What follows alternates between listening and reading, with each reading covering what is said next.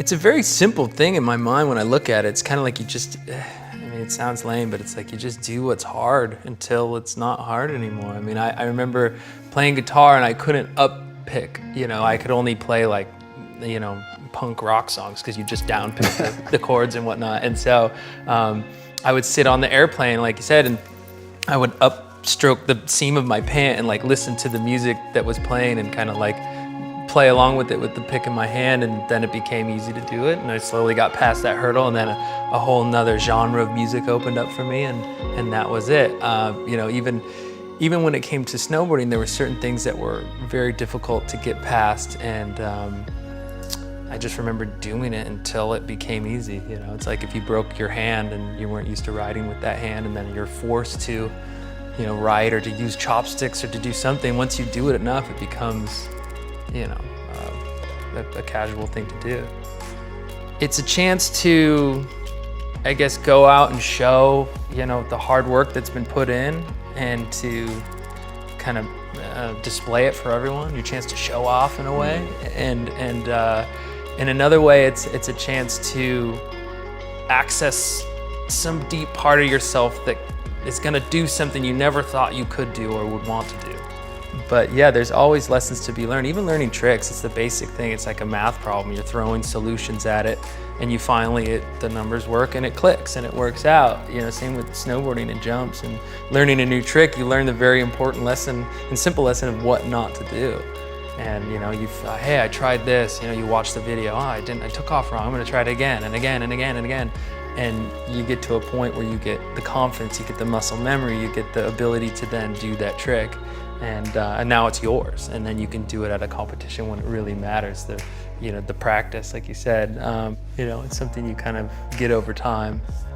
It's your chance to do something great, and I strive for those moments, and I wish I could recreate them in the normal life setting, because it changes from I want to do this new trick to I have to do this new trick. And it's the best because it takes that seed of doubt out of your mind. And it's gonna happen. So what are you gonna do to best prepare yourself? And that's kind of that motivation of like getting to the contest and throwing the big tricks and seeing your competition and that motivation. And I've always loved that, where visualize, definitely, that's kind of the thing for me. It's always been like, well, what's it gonna look like, and what's it gonna feel like, and what am I gonna be wearing, and every little detail. And visualize yourself winning, like what are you gonna do after? You just project it, and it happens. And I've always kind of like set goals for myself. That's a huge one. Set the goal of like, what do you really want to do? Like what is it in the end? For me, I would always set up like a fun goal and then like a serious goal. I don't know if I knew what I was doing. I mean, now that I'm a bit older, I kind of see I can break it down for what was happening, but it just felt like there was so much pressure. Like, man, like you gotta do this, you gotta do that, and it just felt like there was so much weight on it, and I would always kind of turn it to my favor.